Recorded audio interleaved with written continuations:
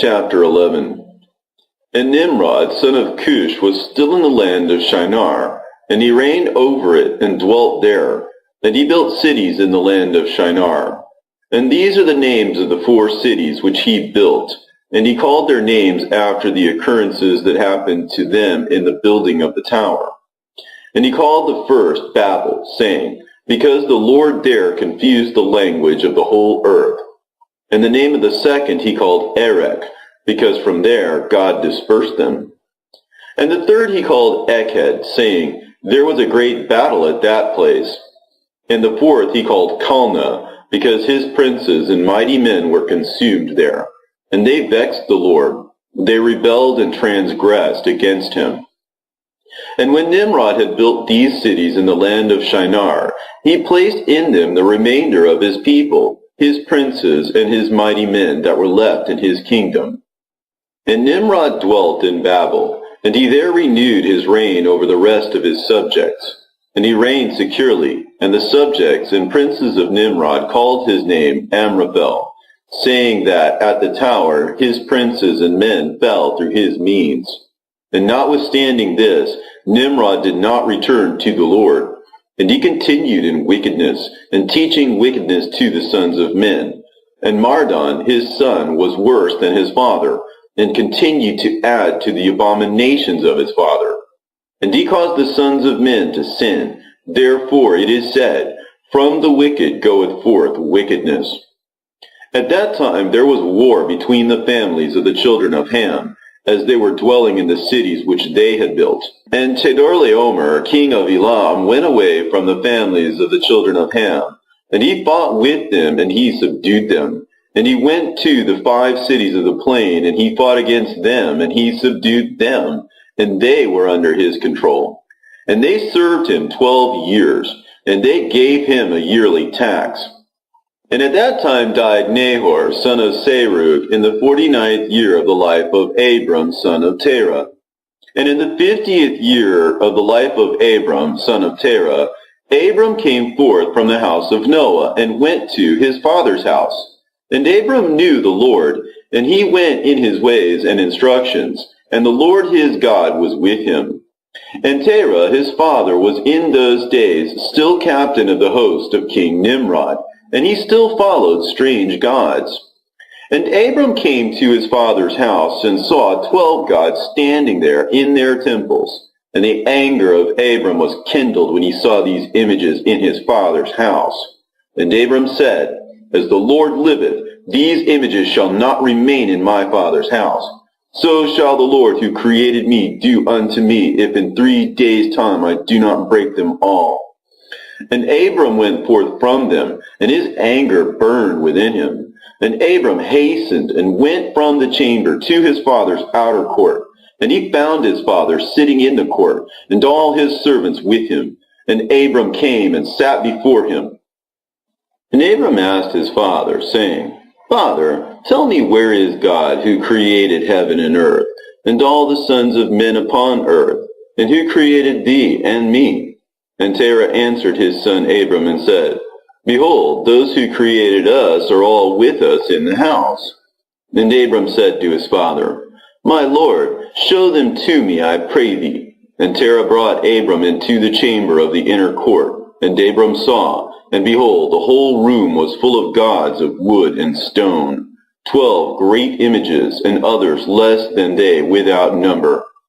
And Terah said to his son, Behold, these are they which made all thou seest upon earth, and which created me and thee and all mankind.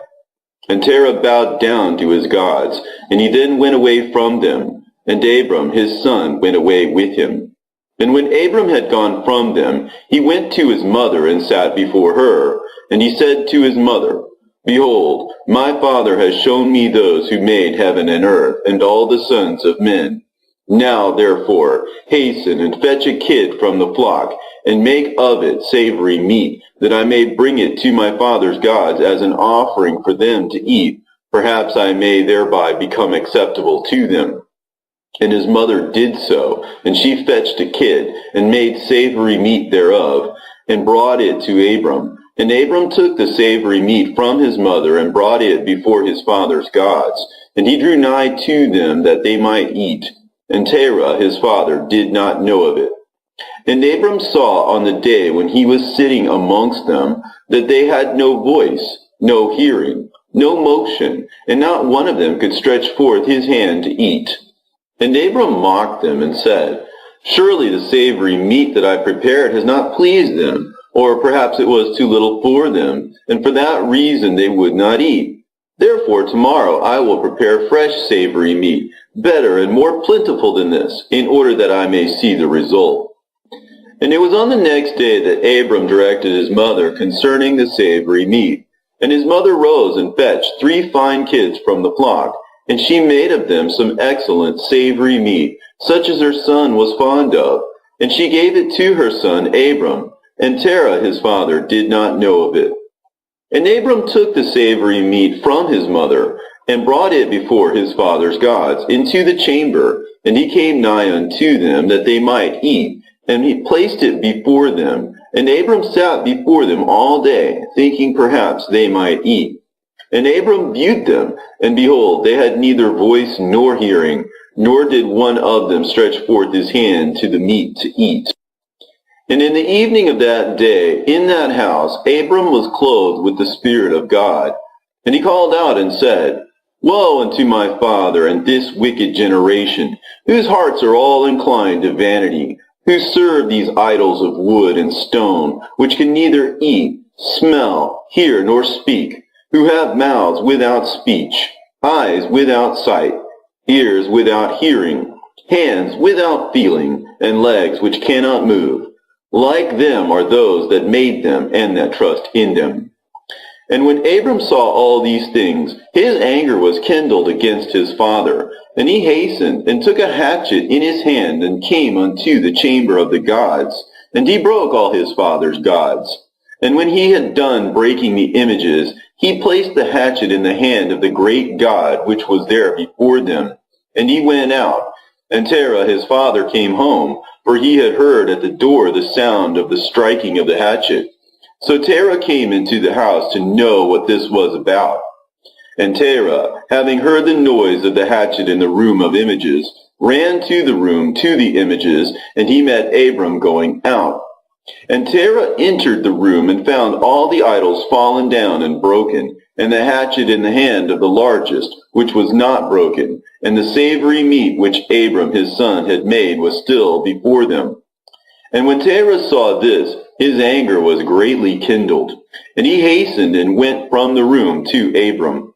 And he found Abram his son still sitting in the house, and he said to him, What is this work thou hast done to my gods? And Abram answered Terah his father, and he said, Not so, my lord, for I brought savory meat before them, and when I came nigh to them with the meat that they might eat, they all at once stretched forth their hands to eat before the great one had put forth his hand to eat. And the large one saw their works that they did before him, and his anger was violently kindled against them. And he went and took the hatchet that was in the house, and came to them, and broke them all. And behold, the hatchet is yet in his hand, as thou seest.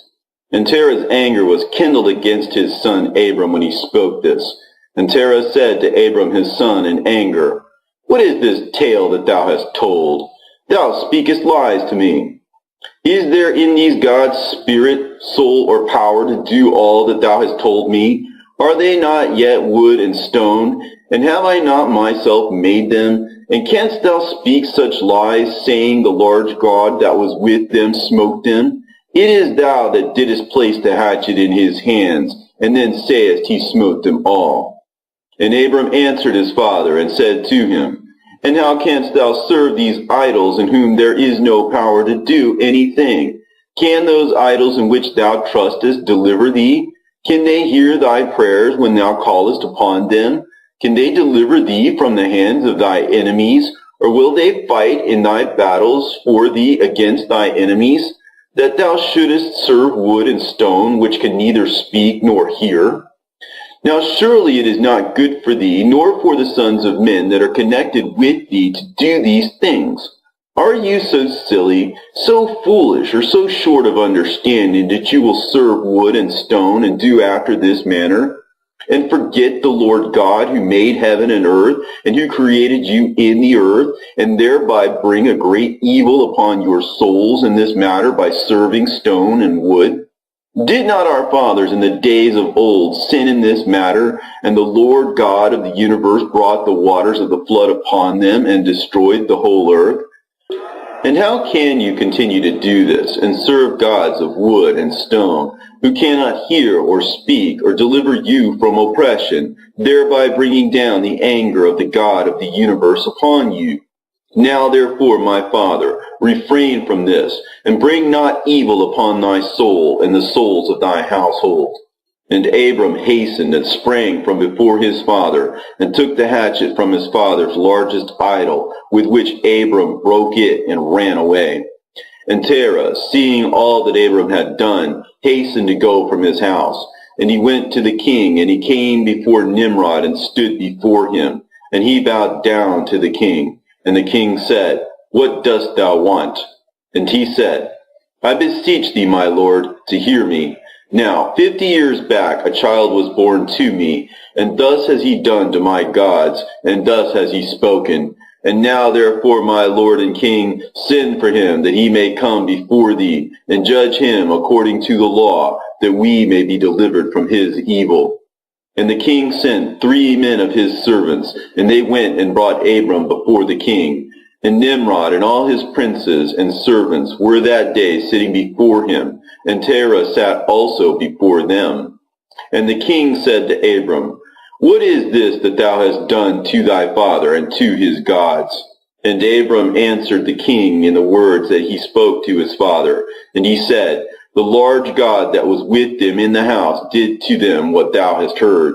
And the king said to Abram, Had they power to speak and eat and do as thou hast said? And Abram answered the king, saying, And if there be no power in them, why dost thou serve them and cause the sons of men to err through thy follies? Dost thou imagine that they can deliver thee or do anything small or great that thou shouldest serve them? And why wilt thou not sense the God of the whole universe, who created thee, and in whose power it is to kill and keep alive? O foolish, simple, and ignorant king, woe unto thee forever! I thought thou wouldest teach thy servants the upright way, but thou hast not done this, but hast filled the whole earth with thy sins, and the sins of thy people who have followed thy ways. Dost thou not know, or hast thou not heard, that this evil which thou doest, our ancestors sinned therein in days of old, and the eternal God brought the waters of the flood upon them, and destroyed them all, and also destroyed the whole earth on their account?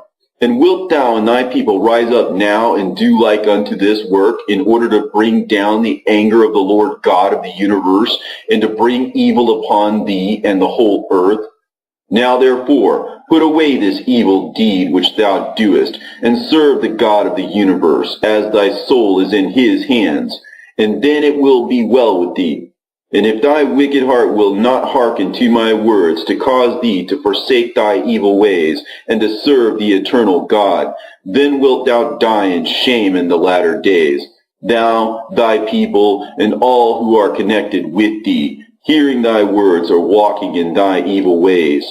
And when Abram had ceased speaking before the king and princes, Abram lifted up his eyes to the heavens, and he said, The Lord seeth all the wicked, and he will judge them. Chapter 12. And when the king heard the words of Abram, he ordered him to be put into prison. And Abram was 10 days in prison. And at the end of those days the king ordered that all the kings, princes, and governors of different provinces and the sages should come before him. And they sat before him. And Abram was still in the house of confinement. And the king said to the princes and sages, Have you heard what Abram, the son of Terah, has done to his father? Thus has he done to him. And I ordered him to be brought before me, and thus has he spoken. His heart did not misgive him, neither did he stir in my presence. And behold, now he is confined in prison. And therefore decide what judgment is due to this man who reviled your king, who spoke and did all the things that you heard. And they all answered the king, saying, The man who revileth the king should be hanged upon a tree. But having done all the things that he said, and having despised our gods, he must therefore be burned to death. For this is the law in this matter. If it pleaseth the king to do this, let him order his servants to kindle a fire both night and day in thy brick furnace, and then we will cast this man into it. And the king did so. And he commanded his servants that they should prepare a fire for 3 days and 3 nights in the king's furnace, that is, in Kasdim. And the king ordered them to take Abram from prison and bring him out to be burned. And all the king's servants, princes, lords, governors, and judges, and all the inhabitants of the land, about 900,000 men, stood opposite the furnace to see Abram. And all the women and little ones crowded upon roofs and towers to see what was doing with Abram. And they all stood together at a distance, and there was not a man left that did not come on that day to behold the scene.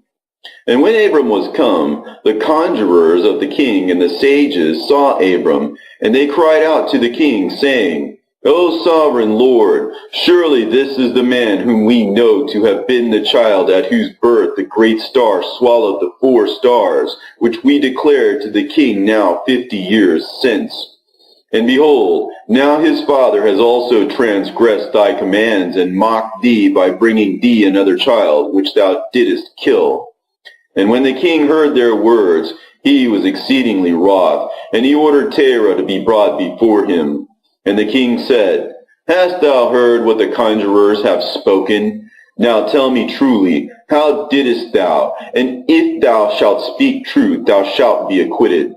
And seeing that the king's anger was so much kindled, Terah said to the king, My lord and king, thou hast heard the truth, and what the sages have spoken is right.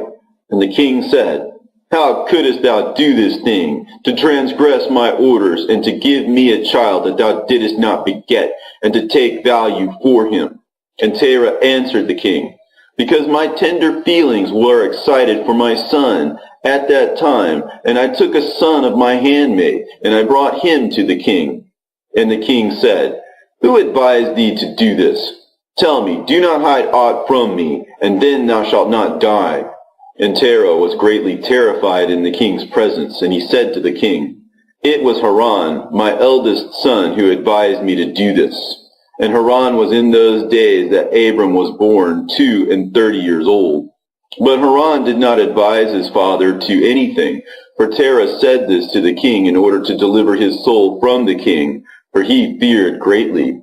And the king said to Terah, Haran, thy son, who advised thee to do this, shall die through fire with Abram, for the sentence of death is upon him for having rebelled against the king's desire in doing this thing. And Haran at that time felt inclined to follow the ways of Abram, but he kept it within himself.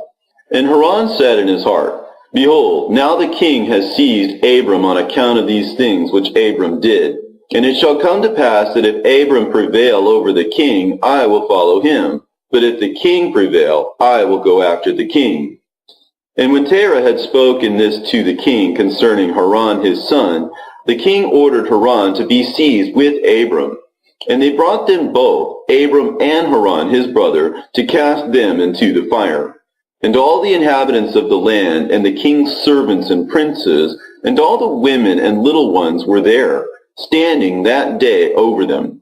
And the king's servants took Abram and his brother, and they stripped them of all their clothes, excepting their lower garments, which were upon them. And they bound their hands and feet with linen cords, and the servants of the king lifted them up, and cast them both into the furnace. And the Lord loved Abram, and he had compassion over him. And the Lord came down and delivered Abram from the fire, and he was not burned. But all the cords with which they bound him were burned, while Abram remained and walked about in the fire. And Haran died when they had cast him into the fire, and he was burned to ashes, for his heart was not perfect with the Lord. And those men who cast him into the fire, the flame of the fire spread over them, and they were burned. and 12 men of them died. And Abram walked in the midst of the fire 3 days and 3 nights, and all the servants of the king saw him walking in the fire. And they came and told the king, saying, Behold, we have seen Abram walking about in the midst of the fire, and even the lower garments which are upon him are not burned, but the cords with which he was bound is burned. And when the king heard their words, his heart fainted, and he would not believe them. So he sent other faithful princes to see this matter. And they went and saw it, and told it to the king. And the king rose to go and see it. And he saw Abram walking to and fro in the midst of the fire. And he saw Haran's body burned. And the king wondered greatly. And the king ordered Abram to be taken out from the fire. And his servants approached to take him out. And they could not, for the fire was round about, and the flame ascending toward them from the furnace. And the king's servants fled from it, and the king rebuked them, saying, Make haste and bring Abram out of the fire, that you shall not die. And the servants of the king again approached to bring Abram out, and the flames came upon them and burned their faces, so that 8 of them died. And when the king saw that his servants could not approach the fire, lest they should be burned, the king called to Abram, O servant of the God who is in heaven, go forth from amidst the fire, and come hither before me. And Abram hearkened to the voice of the king. And he went forth from the fire, and came and stood before the king. And when Abram came out, the king and all his servants saw Abram coming before the king, with his lower garments upon him, for they were not burned, but the cord with which he was bound was burned. And the king said to Abram, How is it that thou wast not burned in the fire? And Abram said to the king, The God of heaven and earth, in whom I trust, and who has all in his power, he delivered me from the fire into which thou didst cast me. And Haran, the brother of Abram, was burned to ashes, and they sought for his body, and they found it consumed. And Haran was 82 years old when he died in the fire of Kasdim. And the king, princes, and inhabitants of the land, seeing that Abram was delivered from the fire, they came and bowed down to Abram. And Abram said to them, Do not bow down to me, but bow down to the God of the world who made you, and serve him, and go in his ways, for it is he who delivered me from out of this fire, and it is he who created the souls and spirits of all men, and formed man in his mother's womb, and brought him forth into the world, and it is he who will deliver those who trust in him from all pain. And this thing seemed very wonderful in the eyes of the king and princes, that Abram was saved from the fire, and that Haran was burned. And the king gave Abram many presents, and he gave him his 2 head servants from the king's house. The name of the one was Oni, and the name of the other was Eleazar. And all the kings, princes, and servants gave Abram many gifts of silver and gold and pearl. And the king and his princes sent him away, and he went in peace. And Abram went forth from the king in peace, and many of the king's servants followed him, and about 300 men joined him. And Abram returned on that day, and went to his father's house, he and the men that followed him. And Abram served the Lord his God all the days of his life, and walked in his ways, and followed his law. And from that day forward, Abram inclined the hearts of the sons of men to serve the Lord. And at that time Nahor and Abram took unto themselves wives, the daughters of their brother Haran. The wife of Nahor was Milcah, and the name of Abram's wife was Sarai. And Sarai, wife of Abram, was barren. She had no offspring in those days.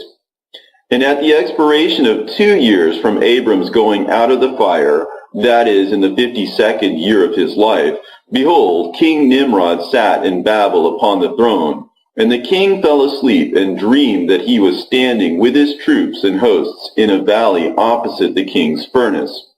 And he lifted up his eyes and saw a man in the likeness of Abram coming forth from the furnace, and that he came and stood before the king with his drawn sword, and then sprang to the king with the sword.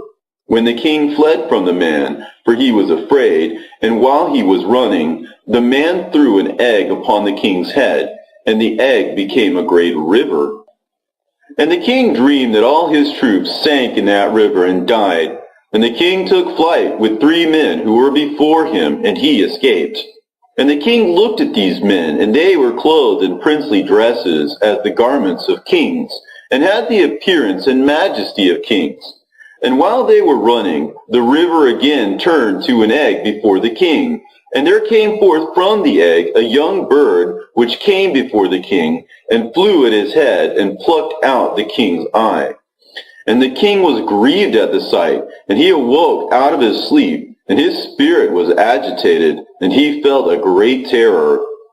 And in the morning the king rose from his couch in fear, and he ordered all the wise men and magicians to come before him, when the king related his dream to them. And a wise servant of the king, whose name was Anuki, answered the king, saying, This is nothing else but the evil of Abram and his seed, which will spring up against my lord and king in the latter days. And behold, the day will come when Abram and his seed and the children of his household will war with my king, and they will smite all the king's hosts and his troops. And as to what thou hast said, according to the 3 men which thou didst see like unto thyself, and which did escape, this means that only thou wilt escape with 3 kings from the kings of the earth who will be with thee in battle. And that which thou sawest of the river which turned to an egg as at first, and the young bird plucking out thine eye, this means nothing else but the seed of Abraham which will slay the king in latter days. This is my king's dream. This is its interpretation, and the dream is true, and the interpretation which thy servant has given thee is right.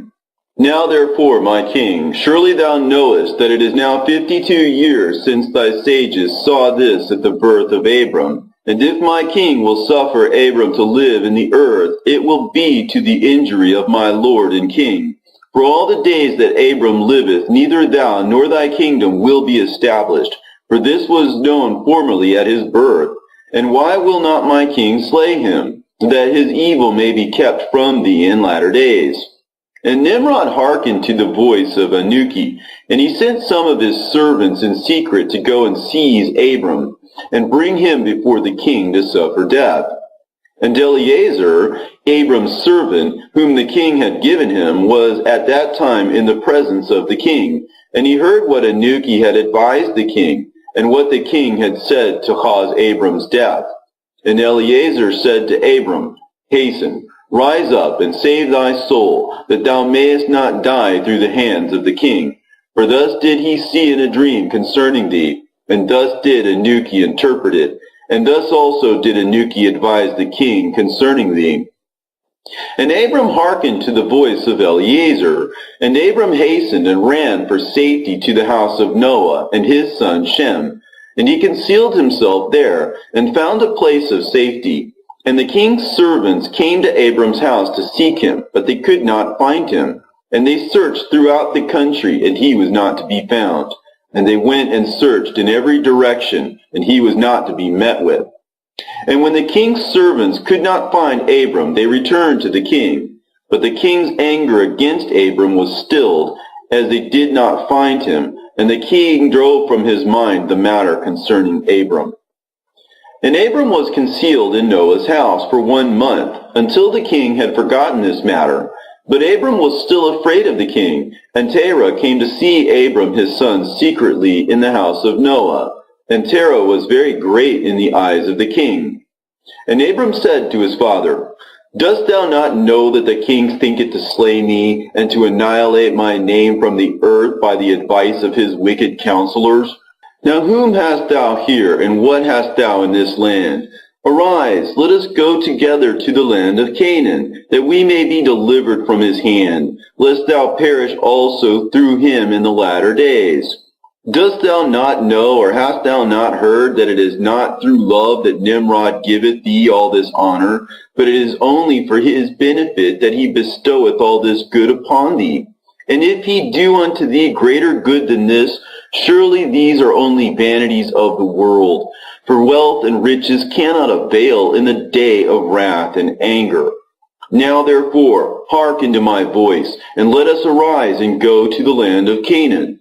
out of the reach of injury from Nimrod, and serve thou the Lord who created thee in the earth, and it will be well with thee, and cast away all the vain things which thou pursuest.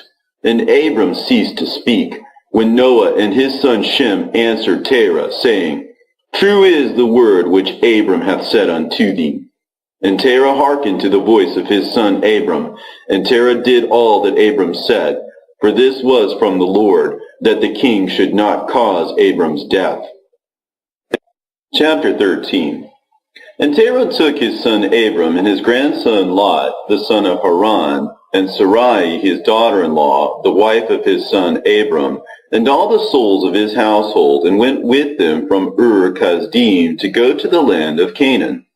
And when they came as far as the land of Haran, they remained there, for it was exceedingly good land for pasture, and of sufficient extent for those who accompanied them. And the people of the land of Haran saw that Abram was good and upright with God and men, and that the Lord his God was with him. And some of the people of the land of Haran came and joined Abram, and he taught them the instruction of the Lord and his ways. And these men remained with Abram in his house, and they adhered to him. And Abram remained in the land 3 years, and at the expiration of 3 years, the Lord appeared to Abram and said to him, I am the Lord who brought thee forth from Ur-Kasdim, and delivered thee from the hands of all thine enemies.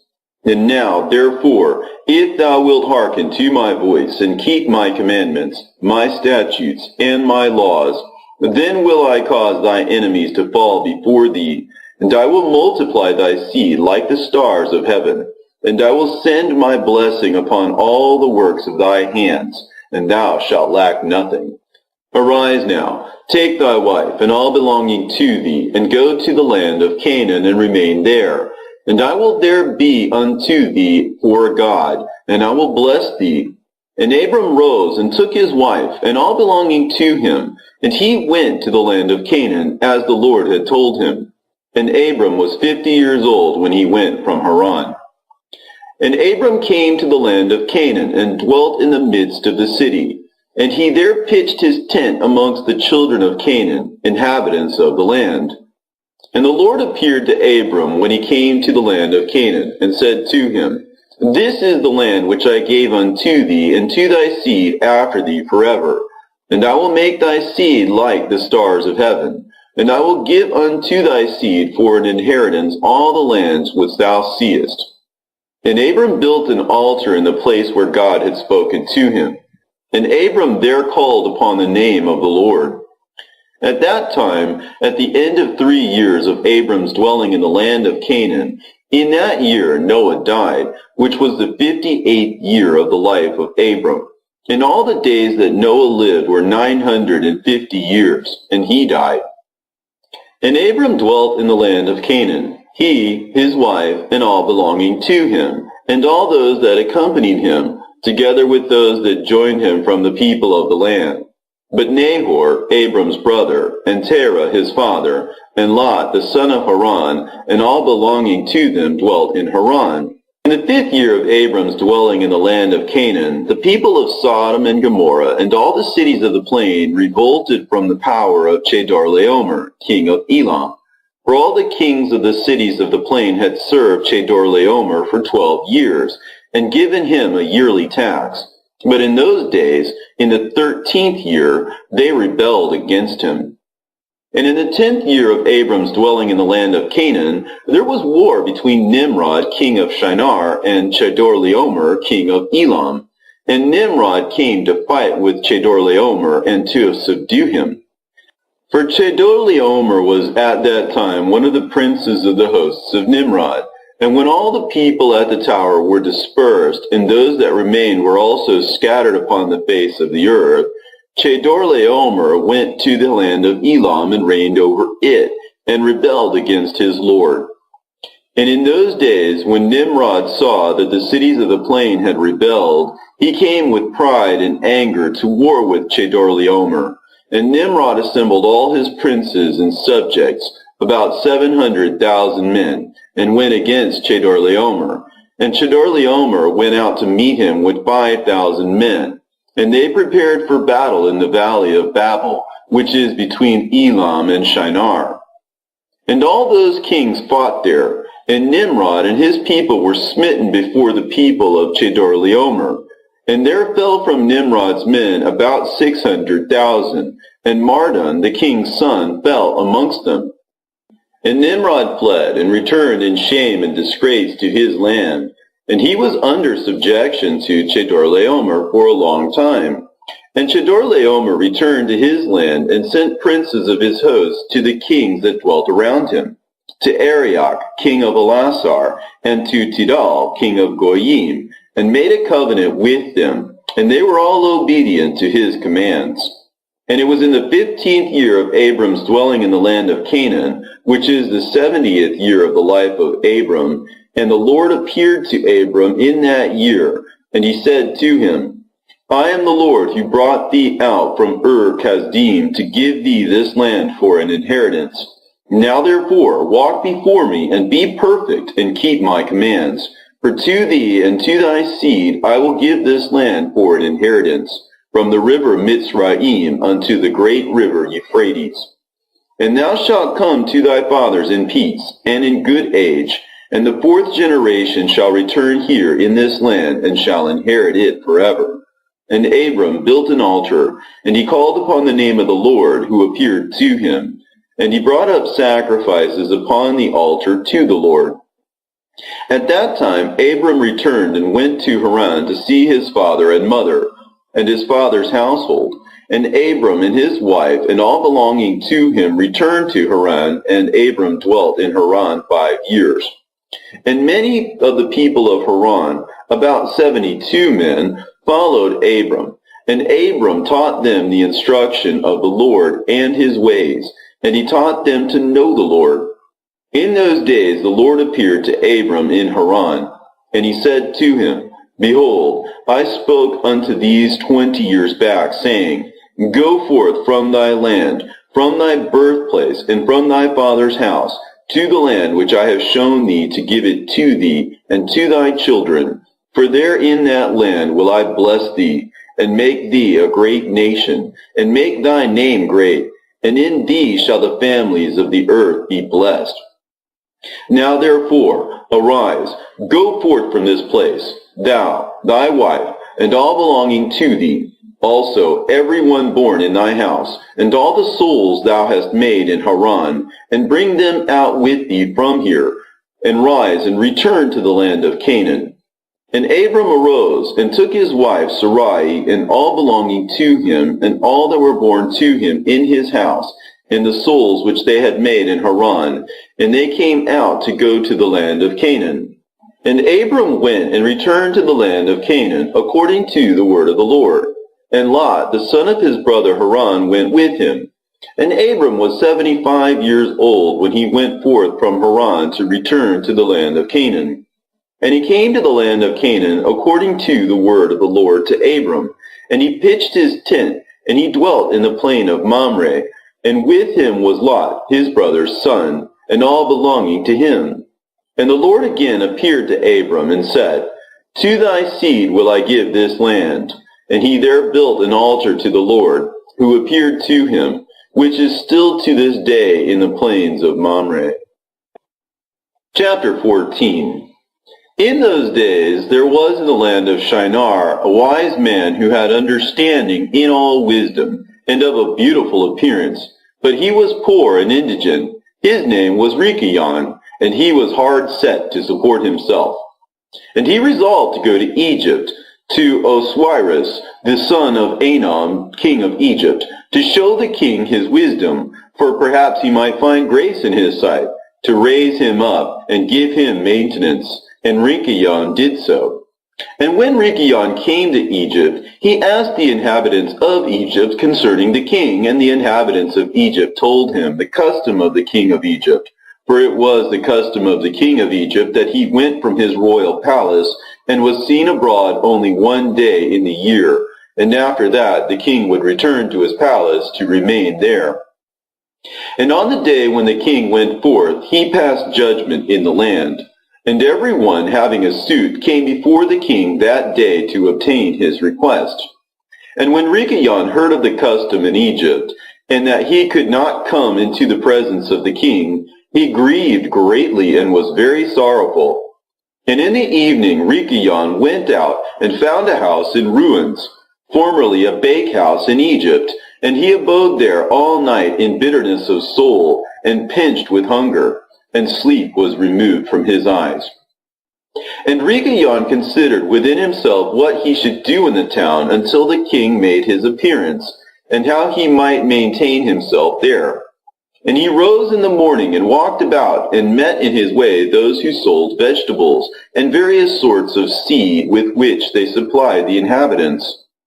And Rikayon wished to do the same in order to get a maintenance in the city. But he was unacquainted with the custom of the people, and he was like a blind man among them. And he went and obtained vegetables to sell them for his support. And the rabble assembled about him and ridiculed him, and took his vegetables from him, and left him nothing. And he rose up from there in bitterness of soul, and went sighing to the bakehouse in which he had remained all the night before, and he slept there the second night.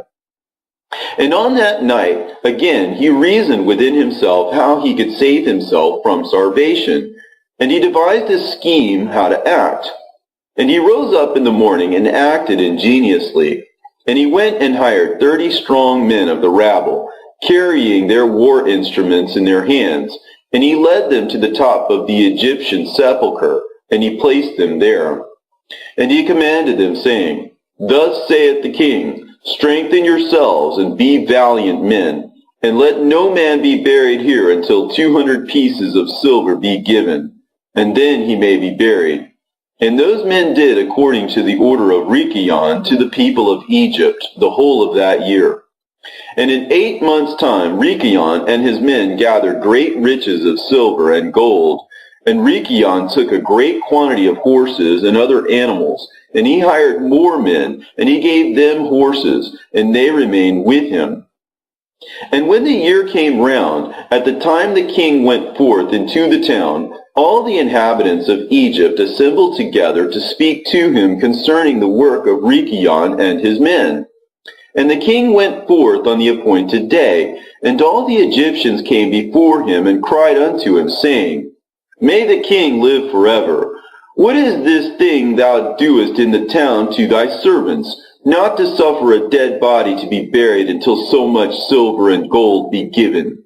Was there ever the like unto this done in the whole earth from the days of former kings, yea, even from the days of Adam unto this day, that the dead should not be buried only for a set price? We know it to be the custom of kings to take a yearly tax from the living, but thou dost not only do this, but from the dead also thou exactest a tax day by day. Now, O king, we can no more bear this, for the whole city is ruined on this account, and dost thou not know it?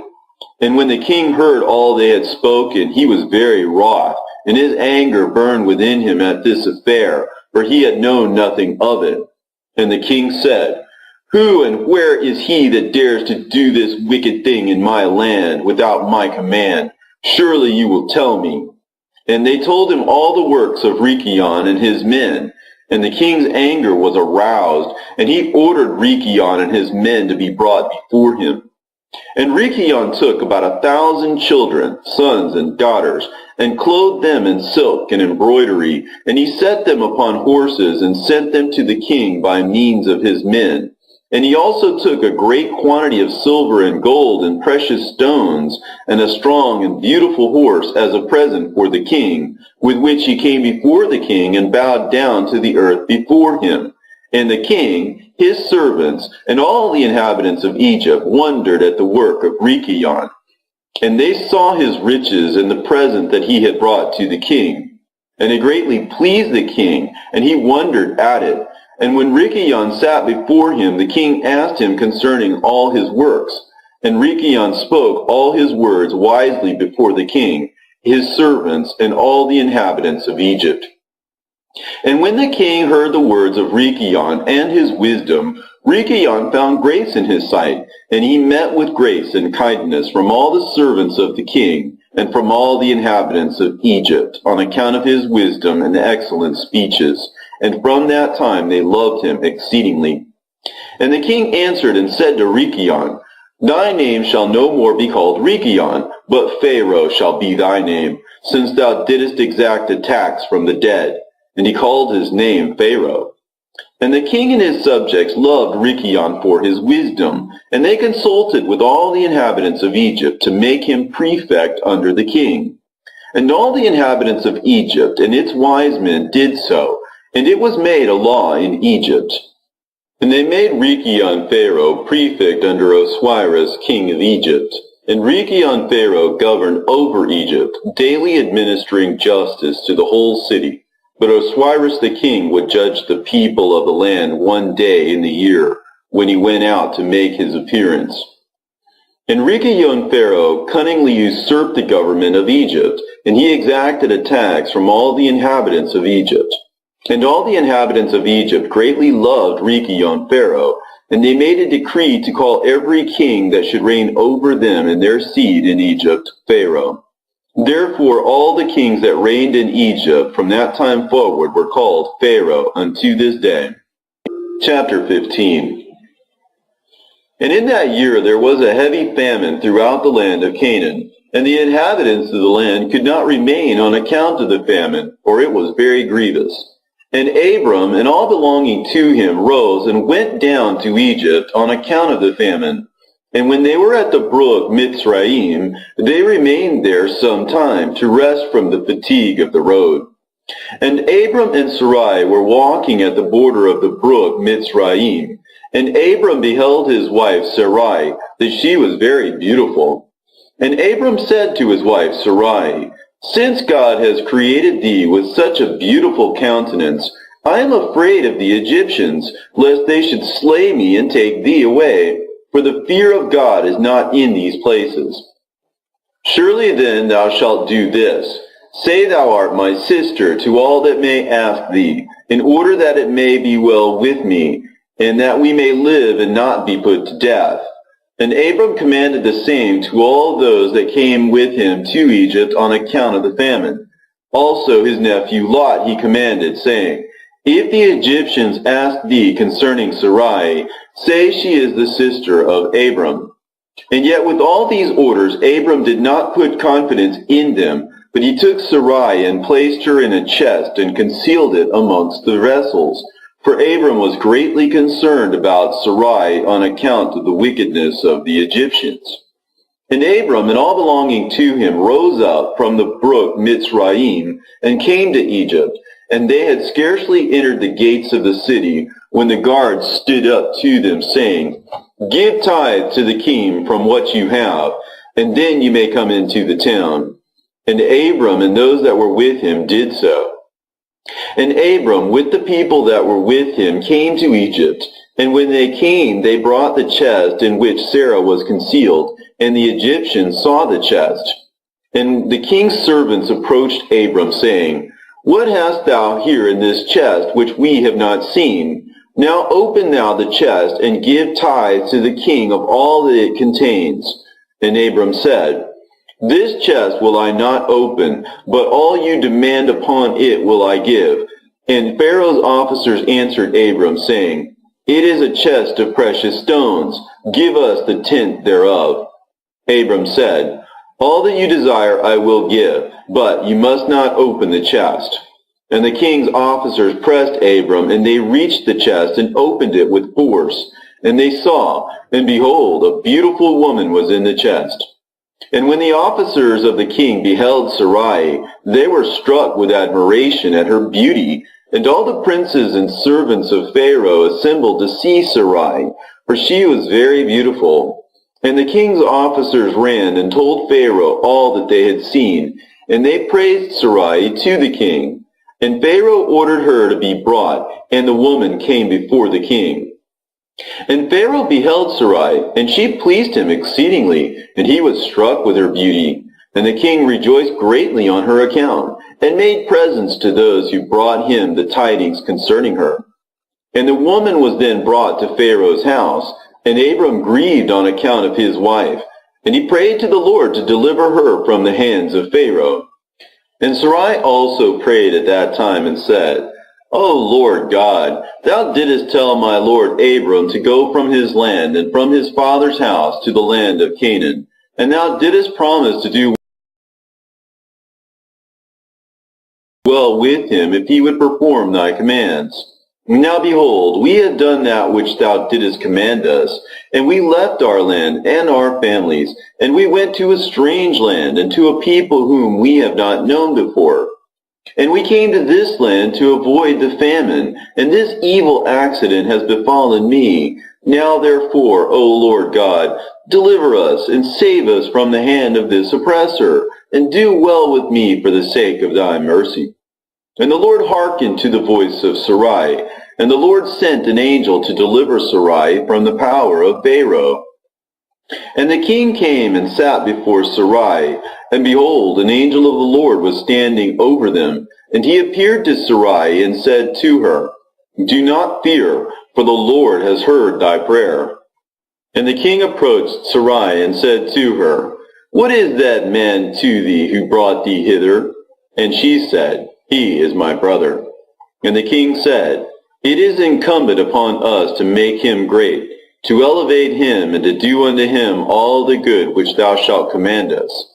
And at that time the king sent to Abram silver and gold and precious stones in abundance, together with cattle, men servants, and maid servants. And the king ordered Abram to be brought, and he sat in the court of the king's house. And the king greatly exalted Abram on that night. And the king approached to speak to Sarai, and he reached out his hand to touch her, when the angel smote him heavily, and he was terrified, and he refrained from reaching to her. And when the king came near to Sarai, the angel smote him to the ground, and acted thus to him the whole night, and the king was terrified. And the angel on that night smote heavily all the servants of the king, and his whole household on account of Sarai. And there was a great lamentation that night amongst the people of Pharaoh's house. And Pharaoh, seeing the evil that befell him, said, Surely on account of this woman has this thing happened to me. And he removed himself at some distance from her, and spoke pleasing words to her. And the king said to Sarai, Tell me, I pray thee, concerning the man with whom thou camest here. And Sarai said, This man is my husband. And I said to thee that he was my brother, for I was afraid, lest thou shouldest put him to death through wickedness. And the king kept away from Sarai, and the plagues of the angel of the Lord ceased from him and his household. And Pharaoh knew that he was smitten on account of Sarai, and the king was greatly astonished at this. And in the morning the king called for Abram and said to him, What is this thou hast done to me? Why didst thou say, She is my sister, owing to which I took her unto me for a wife? And this heavy plague has therefore come upon me and my household. Now therefore, here is thy wife. Take her and go from our land, lest we all die on her account. And Pharaoh took more cattle, men servants, and maid servants, and silver and gold to give to Abram. And he returned unto him Sarai his wife. And the king took a maiden whom he begat by his concubines, and he gave her to Sarai for a handmaid. And the king said to his daughter, It is better for thee, my daughter, to be a handmaid in this man's house, than to be a mistress in my house, after we have beheld the evil that befell us on account of this woman. And Abram arose, he and all belonging to him went away from Egypt, and Pharaoh ordered some of his men to accompany him and all that went with him. And Abram returned to the land of Canaan, to the place where he had made the altar, where he had at first pitched his tent. And Lot, the son of Haran, Abram's brother, had a heavy stock of cattle, flocks, and herds and tents, for the Lord was bountiful to them on account of Abram. And when Abram was dwelling in the land, the herdsmen of Lot quarreled with the herdsmen of Abram, for their property was too great for them to remain together in the land, and the land could not bear them on account of their cattle. And when Abram's herdsmen went to feed their flock, they would not go into the fields of the people of the land, but the cattle of Lot's herdsmen did otherwise, for they were suffered to feed in the fields of the people of the land. And the people of the land saw this occurrence daily, and they came to Abram and quarreled with him on account of Lot's herdsmen. And Abram said to Lot, "What is this thou art doing to me, to make me despicable to the inhabitants of the land, that thou orderest thy herdsmen to feed thy cattle in the fields of the other people? Dost thou not know that I am a stranger in this land amongst the children of Canaan? And why wilt thou do this unto me?" And Abram quarreled daily with Lot on account of this. But Lot would not listen to Abram, and he continued to do the same, and the inhabitants of the land came and told Abram. And Abram said unto Lot, "How long wilt thou be to me for a stumbling block with the inhabitants of the land? Now I beseech thee, let there be no more quarreling between us, for we are kinsmen. But I pray thee, separate from me. Go and choose a place where thou mayest dwell with thy cattle and all belonging to thee, but keep thyself at a distance from me, thou and thy household. And be not afraid in going from me, for if any one do an injury to thee, let me know, and I will avenge thy cause from him. Only remove from me." And when Abram had spoken all these words to Lot, then Lot arose and lifted up his eyes toward the plain of Jordan. And he saw that the whole of this place was well watered, and good for man, as well as affording pasture for the cattle. And Lot went from Abram to that place, and he there pitched his tent, and he dwelt in Sodom, and they were separated from each other. And Abram dwelt in the plain of Mamre, which is Hebron, and he pitched his tent there, and Abram remained in that place many years. Chapter 16. At that time Chedorlaomer, king of Elam, sent to all the neighboring kings, to Nimrod, king of Shinar, who was then under his power, and to Tidal, king of Goyim, and to Arioch, king of Elasar, with whom he made a covenant, saying, "Come up with me and assist me, that we may smite all the towns of Sodom and its inhabitants, for they have rebelled against me these 13 years. And these 4 kings went up with all their camps, about 800,000 men.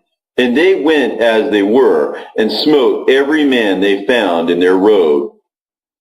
And the 5 kings of Sodom and Gomorrah, Shinab, king of Admah, Shemeber, king of Zeboyim, Bera, king of Sodom, Bersha, king of Gomorrah, and Bela, king of Zoar, went out to meet them, and they all joined together in the valley of Siddim. And these 9 kings made war in the valley of Siddim, and the kings of Sodom and Gomorrah were smitten before the kings of Elam. And the valley of Siddim was full of lime pits, and the kings of Elam pursued the kings of Sodom, and the kings of Sodom with their camps fled and fell into the lime pits, and all that remained went to the mountain for safety. And the 5 kings of Elam came after them, and pursued them to the gates of Sodom, and they took all that there was in Sodom.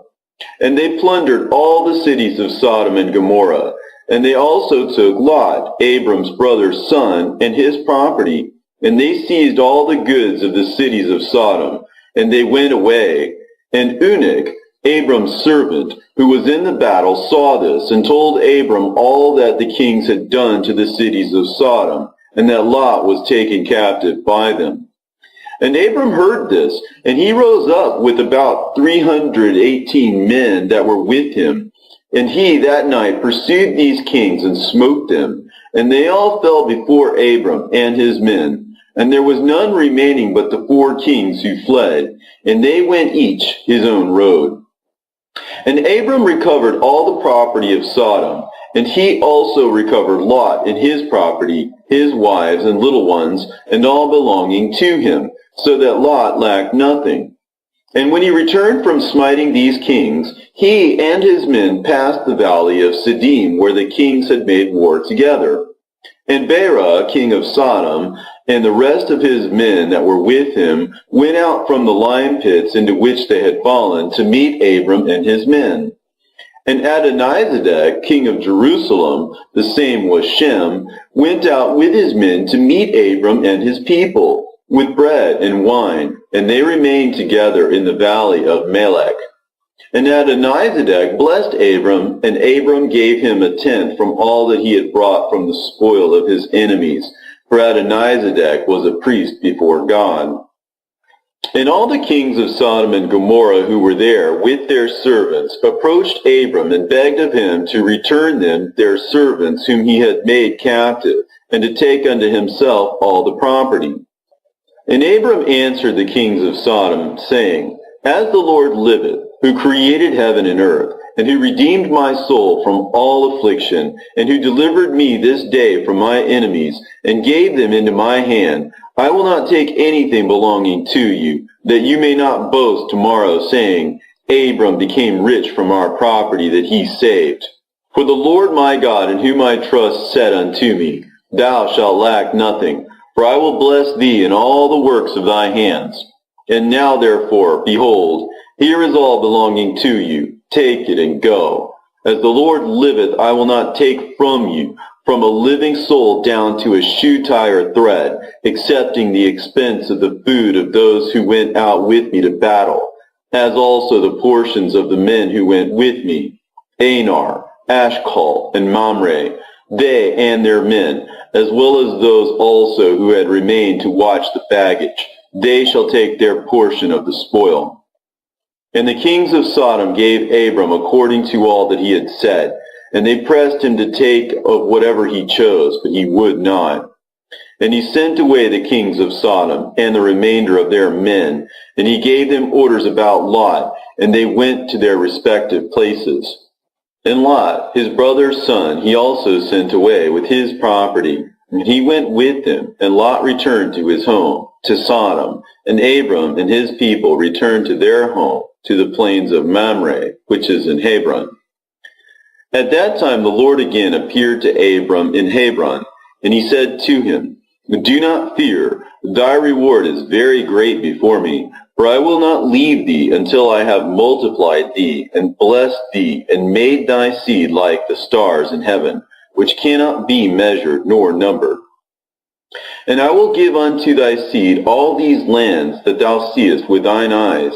To them will I give them for an inheritance forever. Only be strong and do not fear.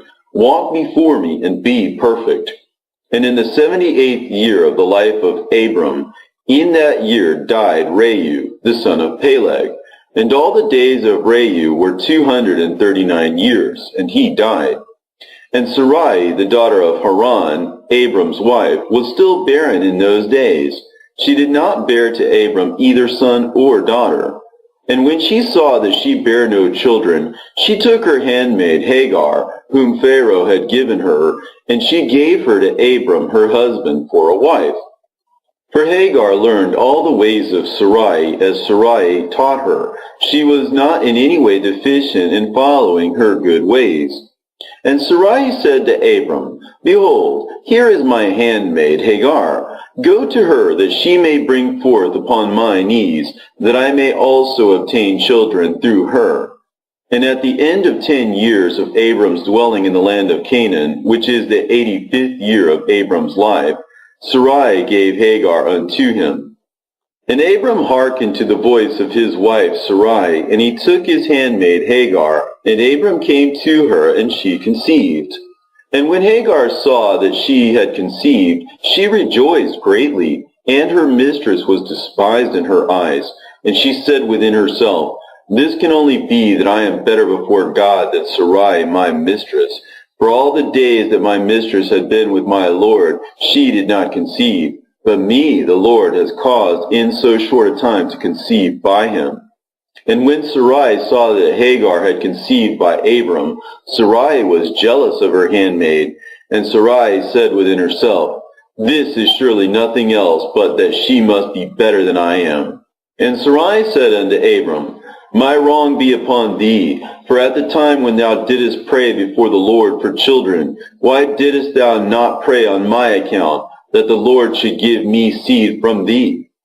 And when I speak to Hagar in thy presence, she despiseth my words, because she has conceived, and thou wilt say nothing to her. May the Lord judge between me and thee for what thou hast done to me. And Abram said to Sarai, Behold, thy handmaid is in thy hand, to do unto her as it may seem good in thy eyes. And Sarai afflicted her, and Hagar fled from her to the wilderness. And an angel of the Lord found her in the place where she had fled, by a well, and she said to her, Do not fear, for I will multiply thy seed, for thou shalt bear a son, and thou shalt call his name Ishmael. Now then, return to Sarai thy mistress, and submit thyself under her hands. And Hagar called the place of that well Beer Lahai Roi. It is between Kadesh and the wilderness of Bered. And Hagar at that time returned to her master's house. And at the end of days Hagar bare a son to Abram. And Abram called his name Ishmael. And Abram was 86 years old when he begat him. Chapter 17. And in those days, in the 91st year of the life of Abram, the children of Chittim made war with the children of Tubal. For when the Lord had scattered the sons of men upon the face of the earth, the children of Chittim went and embodied themselves in the plain of Canopia, and they built themselves cities there, and dwelt by the river Tebru. And the children of Tubal dwelt in Tuscana, and their boundaries reached the river Tebru. And the children of Tubal built the city in Tuscana, and they called the name Sabina, after the name of Sabina, son of Tubal, their father, and they dwelt there unto this day. And it was at that time that the children of Chittim made war with the children of Tubal, and the children of Tubal were smitten before the children of Chittim. And the children of Chittim caused 370 men to fall from the children of Tubal. And at the time the children of Tubal swore to the children of Chittim, saying, You shall not intermarry amongst us, and no man shall give his daughter to any of the sons of Chittim. For all the daughters of Tubal were in those days fair, for no women were then found in the whole earth so fair as the daughters of Tubal. And all who delighted in the beauty of women went to the daughters of Tubal and took wives from them. And the sons of men, kings and princes, who greatly delighted in the beauty of women, took wives in those days from the daughters of Tubal. And at the end of 3 years, after the children of Tubal had sworn to the children of Chittim not to give them their daughters for wives, about 20 men of the children of Chittim went to take some of the daughters of Tubal, but they found none. For the children of Tubal kept their oath not to intermarry with them, and they would not break their oaths. And in the days of harvest, the children of Tubal went into their fields to get in their harvest. When the young men of Chittim assembled and went to the city of Sabina, and each man took a young woman from the daughters of Tubal, and they came to their cities. And the children of Tubal heard of it, and they went to make war with them, and they could not prevail over them, for the mountain was exceedingly high from them. And when they saw they could not prevail over them, they returned to their land. And at the revolution of the year, the children of Tubal went and hired about 10,000 men from those cities that were near them. And they went to war with the children of Chittim. And the children of Tubal went to war with the children of Chittim, to destroy their land and to distress them. And in this engagement, the children of Tubal prevailed over the children of Chittim. And the children of Chittim, seeing that they were greatly distressed, lifted up the people which they had had by the daughters of Tubal upon the wall which had been built, to be before the eyes of the children of Tubal. And the children of Chittim said to them, Have you come to make war with your own sons and daughters? And have we not been considered your flesh and bones from that time till now? And when the children of Tubal heard this, they ceased to make war with the children of Chittim, and they went away. And they returned to their cities, and the children of Chittim at that time assembled and built 2 cities by the sea, and they called one Pertu and the other Ariza. And Abraham, the son of Terah, was then 99 years old. At that time the Lord appeared to him, and he said to him, I will make my covenant between me and thee, and I will greatly multiply thy seed. And this is the covenant which I make between me and thee, that every male child be circumcised, thou and thy seed after thee. At 8 days old shall it be circumcised, and this covenant shall be in your flesh for an everlasting covenant. And now therefore thy name shall no more be called Abram, but Abraham, and thy wife shall no more be called Sarai, but Sarah. For I will bless you both, and I will multiply your seed after you, that you shall become a great nation, and kings shall come forth from you. Chapter 18. And Abram rose and did all that God had ordered him. And he took the men of his household, and those bought with his money, and he circumcised them as the Lord had commanded him. And there was not one left whom he did not circumcise. And Abraham and his son Ishmael were circumcised in the flesh of their foreskin. 13 years old was Ishmael when he was circumcised in the flesh of his foreskin. And in the 3rd day Abraham went out of his tent and sat at the door to enjoy the heat of the sun during the pain of his flesh. And the Lord appeared to him in the plain of Mamre, and sent 3 of his ministering angels to visit him. And he was sitting at the door of the tent, and he lifted his eyes and saw, and lo, 3 men were coming from a distance, and he rose up and ran to meet them. And he bowed down to them, and brought them into his house. And he said to them, If now I have found favor in your sight, turn in and eat a morsel of bread. And he pressed them, and they turned in, and he gave them water, and they washed their feet, and he placed them under a tree at the door of the tent. And Abraham ran and took a calf, tender and good, and he hastened to kill it, and gave it to his servant Eliezer to dress. And Abraham came to Sarah in the tent, and he said to her, Make ready quickly 3 measures of fine meal. Knead it and make cakes to cover the pot containing the meat. And she did so. And Abraham hastened and brought before them butter and milk, beef and mutton, and gave it before them to eat before the flesh of the calf was sufficiently done. And they did eat. And when they had done eating, one of them said to him, I will return to thee according to the time of life, and Sarah thy wife shall have a son. And the men afterward departed and went their ways to the places to which they were sent. In those days all the people of Sodom and Gomorrah and of the whole 5 cities were exceedingly wicked and sinful against the Lord. And they provoked the Lord with their abominations. And they strengthened and aging abominably and scornfully before the Lord. And their wickedness and crimes were in those days great before the Lord. And they had in their land a very extensive valley, about a half-day's walk, and in it there were fountains of water, and a great deal of herbage surrounding the water. And all the people of Sodom and Gomorrah went there 4 times in the year, with their wives and children, and all belonging to them, and they rejoiced there with timbrels and dances. And in the time of rejoicing they would all rise and lay hold of their neighbors' wives, and some the virgin daughters of their neighbors, and they enjoyed them. And each man saw his wife and daughter in the hands of his neighbor, and did not say a word. And they did so from morning to night, and they afterward returned home, each man to his house, and each woman to her tent. So they always did 4 times in the year. And when a stranger came into their cities and brought goods which he had purchased with a view to dispose of there, the people of these cities would assemble, men, women, and children, young and old, and go to the man and take his goods by force, giving a little to each man until there was an end to all the goods of the owner which he had brought into the land. And if the owner of the goods quarreled with him, saying, What is this work which you have done to me?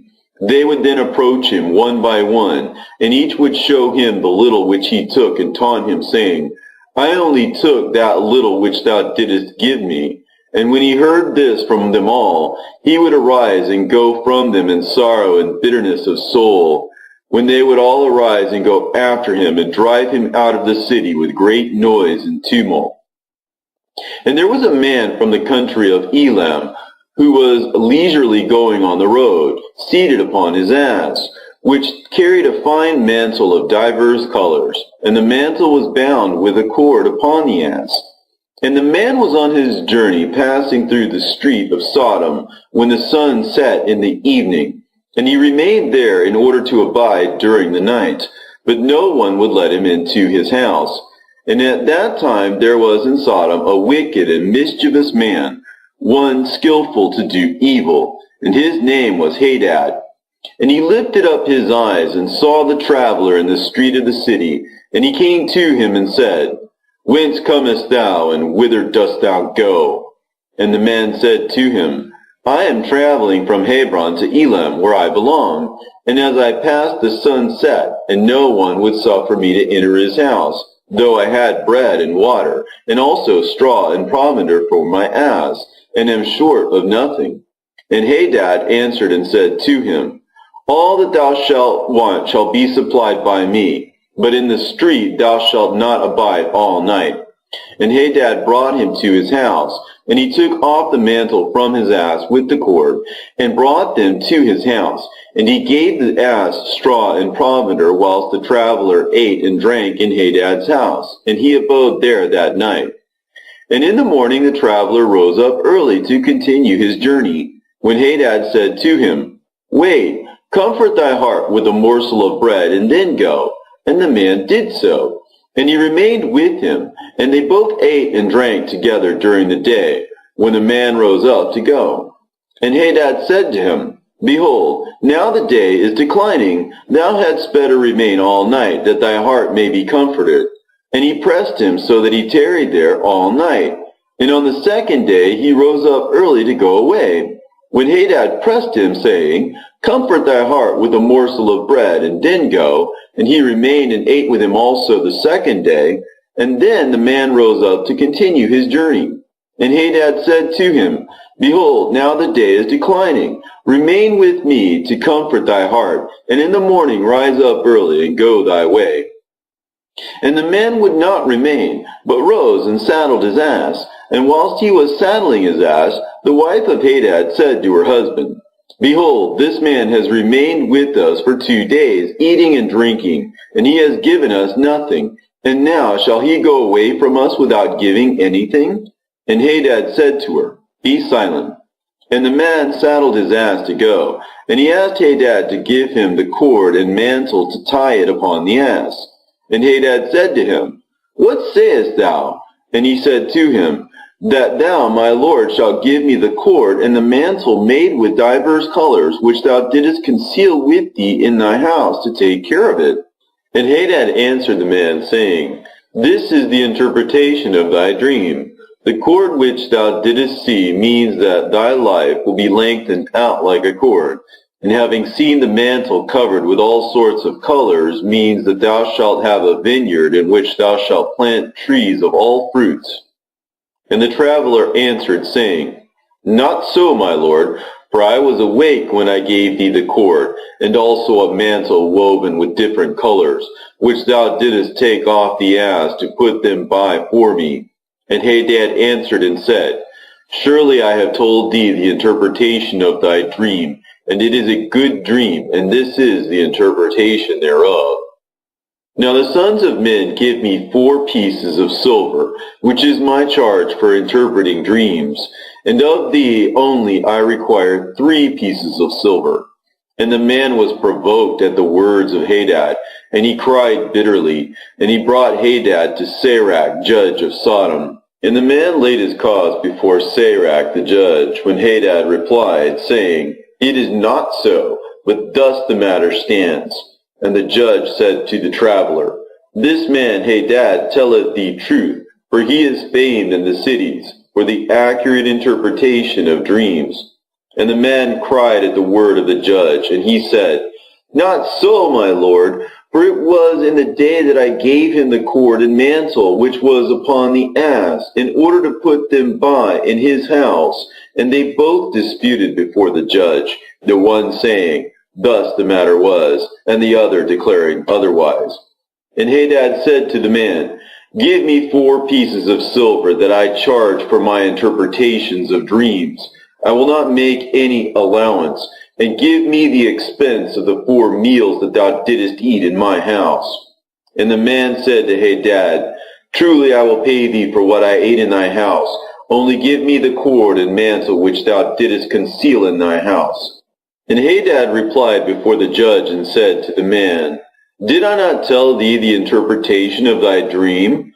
The cord means that thy days shall be prolonged like a cord, and the mantle that thou wilt have a vineyard in which thou wilt plant all kinds of fruit trees. This is the proper interpretation of thy dream. Now give me the 4 pieces of silver that I require as a compensation, for I will make thee no allowance. And the man cried at the words of Hadad, and they both quarreled before the judge, and the judge gave orders to his servants, who drove them rashly from the house. And they went away quarreling from the judge, when the people of Sodom heard them, and they gathered about them, and they exclaimed against the stranger, and they drove him rashly from the city. And the man continued his journey upon his ass with bitterness of soul, lamenting and weeping. And whilst he was going along, he wept at what had happened to him in the corrupt city of Sodom. Chapter 19.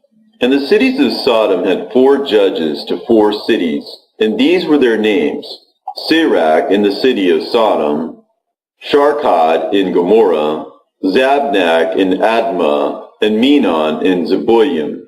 And Eliezer, Abraham's servant, applied to them different names, and he converted Sirach to Shakra, Sharkad to Shakura, Zebnak to Kezobim, and Menon to Matslodin. And by desire of their 4 judges, the people of Sodom and Gomorrah had beds erected in the streets of their cities. And if a man came to these places, they laid hold of him, and brought him to one of their beds, and by force made him to lie in them. And as he laid down, 3 men would stand at his head, and 3 at his feet, and measure him by the length of the bed. And if the man was less than the bed, these 6 men would stretch him at each end. And when he cried out to them, they would not answer him. And if he was longer than the bed, they would draw together the 2 sides of the bed at each end until the man had reached the gates of death. And if he continued to cry out to them, they would answer him, saying, Thus shall it be done to a man that cometh into our land. And when men heard all these things that the people of the cities of Sodom did, they refrained from coming there. And when a poor man came to their land, they would give him silver and gold, and cause a proclamation in the whole city not to give him a morsel of bread to eat. And if the stranger should remain there some days and die from hunger, not having been able to obtain a morsel of bread, then at his death all the people of the city would come and take their silver and gold which they had given to him. And those that could recognize the silver or gold which they had given him took it back, and at his death they also stripped him of his garments.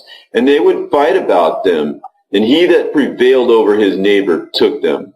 And they would after that carry him and bury him under some of the shrubs in the desert. So they did all the days to anyone that came to them and died in their land.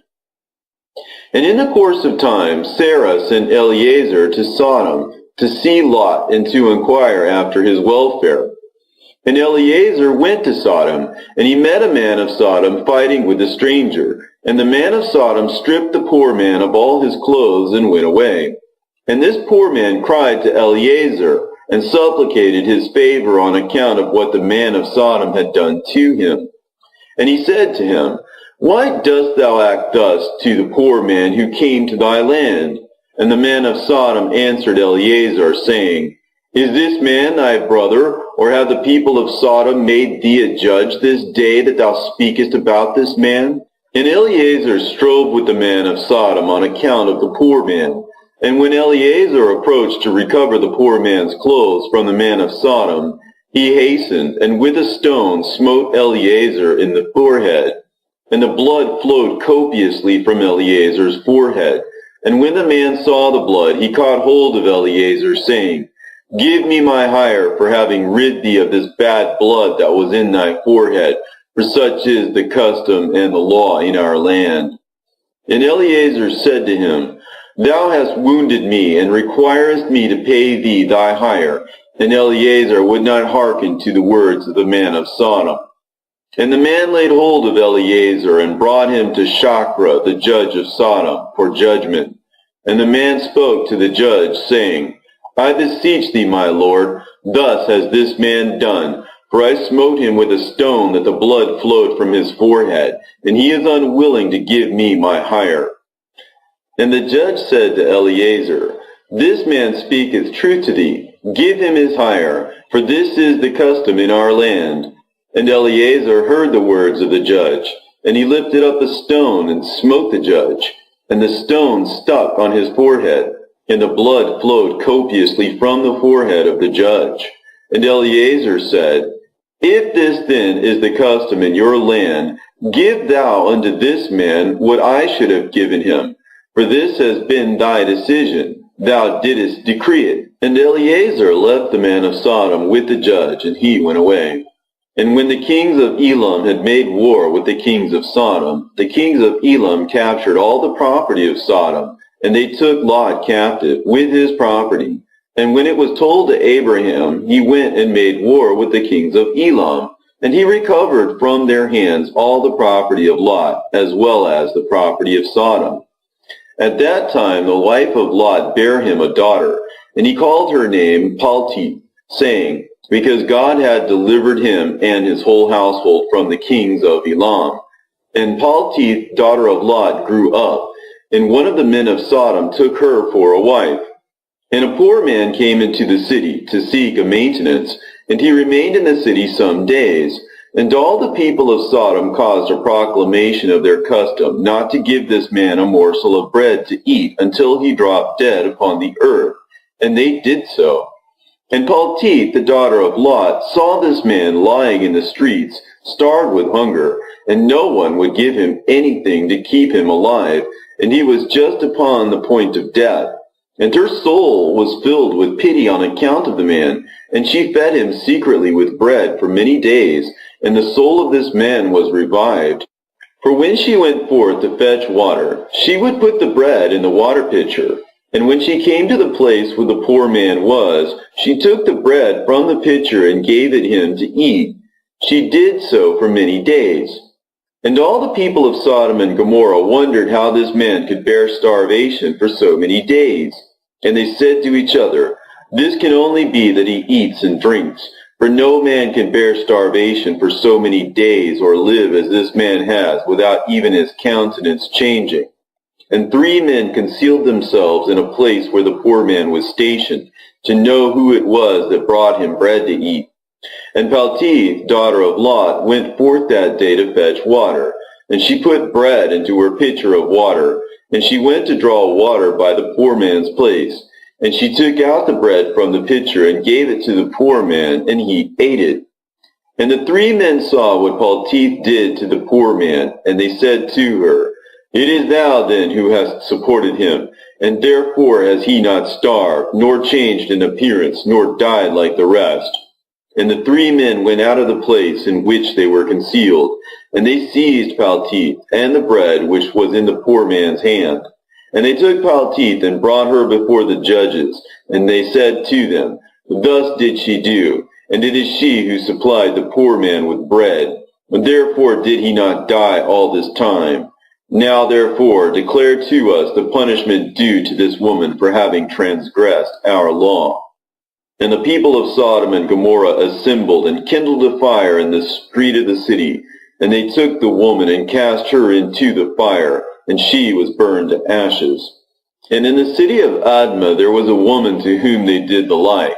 For a traveler came into the city of Admah to abide there all night, with the intention of going home in the morning, and he sat opposite the door of the house of the young woman's father to remain there, as the sun had set when he had reached the place. And the young woman saw him sitting by the door of the house. And he asked her for a drink of water, and she said to him, Who art thou? And he said to her, I was this day going on the road, and reached here when the sun set. So I will abide here all night, and in the morning I will arise early and continue my journey. And the young woman went into the house and fetched the man bread and water to eat and drink. And this affair became known to the people of Admah, and they assembled and brought the young woman before the judges, that they should judge her for this act.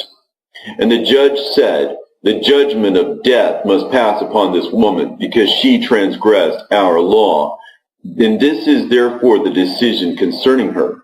And the people of those cities assembled and brought out the young woman, and anointed her with honey from head to foot. And the judge said, the judgment of death must pass upon this woman, because she transgressed our law. And this therefore is the decision concerning her. And the people of those cities assembled and brought out the young woman, and anointed her with honey from head to foot, as the judge had decreed. And they placed her before a swarm of bees, which were then in their hives. And the bees flew upon her head, and stung her that her whole body was swelled. And the young woman cried out on account of the bees, but no one took notice of her or pitied her, and her cries ascended to heaven. And the Lord was provoked at this, and all the works of the cities of Sodom, for they had abundance of food, and had tranquility amongst them, and still would not sustain the poor and the needy. And in those days their evil doings and sins became great before the Lord. And the Lord sent for 2 of the angels that had come to Abraham's house, to destroy Sodom and its cities. And the angels rose up from the door of Abraham's tent, after they had eaten and drunk. And they reached Sodom in the evening, and Lot was then sitting in the gate of Sodom. And when he saw them, he rose to meet them, and he bowed down to the ground. And he pressed them greatly, and brought them into his house. And he gave them victuals, which they ate, and they abode all night in his house. And the angels said to Lot, Arise, go forth from this place, thou and all belonging to thee, lest thou be consumed in the iniquity of this city. For the Lord will destroy this place. And the angels laid hold upon the hand of Lot, and upon the hand of his wife, and upon the hands of his children, and all belonging to him. And they brought him forth, and set him without the cities. And they said to Lot, Escape for thy life. And he fled, and all belonging to him. Then the Lord rained upon Sodom and upon Gomorrah and upon all these cities brimstone and fire from the Lord out of heaven. And he overthrew these cities, all the plain and all the inhabitants of the cities, and that which grew upon the ground. And Ado, the wife of Lot, looked back to see the destruction of the cities, for her compassion was moved on account of her daughters who remained in Sodom, for they did not go with her. And when she looked back, she became a pillar of salt, and it is yet in that place unto this day. And the oxen which stood in that place daily licked up the salt to the extremities of their feet, and in the morning it would spring forth afresh, and they again licked it up unto this day.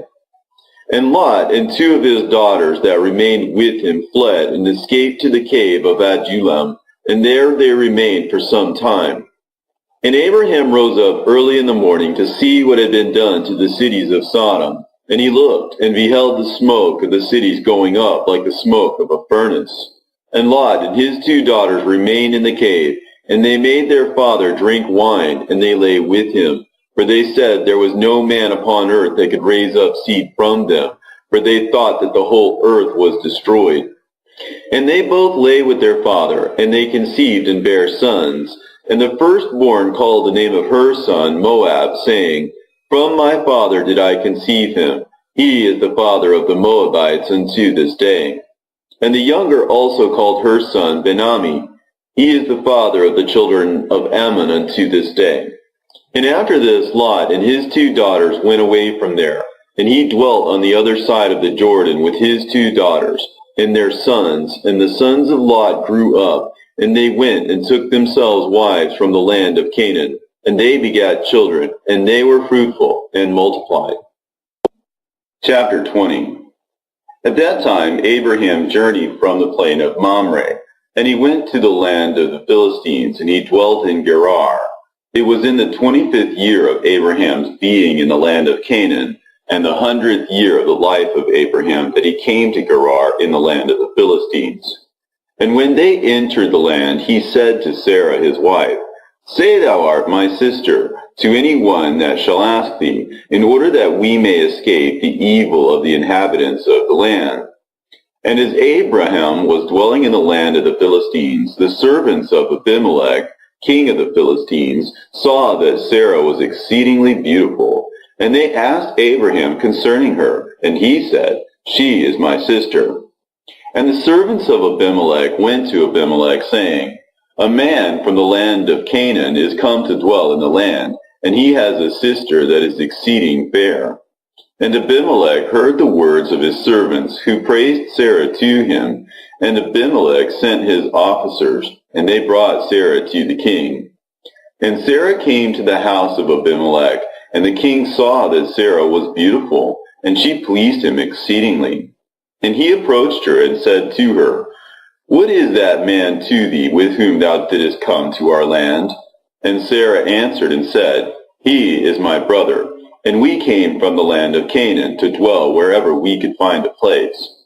And Abimelech said to Sarah, Behold, my land is before thee. Place thy brother in any part of this land that pleases thee, and it will be our duty to exalt and elevate him above all the people of the land, since he is thy brother. And Abimelech sent for Abraham, and Abraham came to Abimelech. And Abimelech said to Abraham, Behold, I have given orders that thou shalt be honored as thou desirest on account of thy sister Sarah. And Abraham went forth from the king, and the king's present followed him. As at evening time, before men lie down to rest, the king was sitting upon his throne, and a deep sleep fell upon him. And he lay upon the throne and slept till morning. And he dreamed that an angel of the Lord came to him with a drawn sword in his hand. And the angel stood over Abimelech, and the king was terrified in his dream, and said to the angel, In what have I sinned against thee, that thou comest to slay me with thy sword?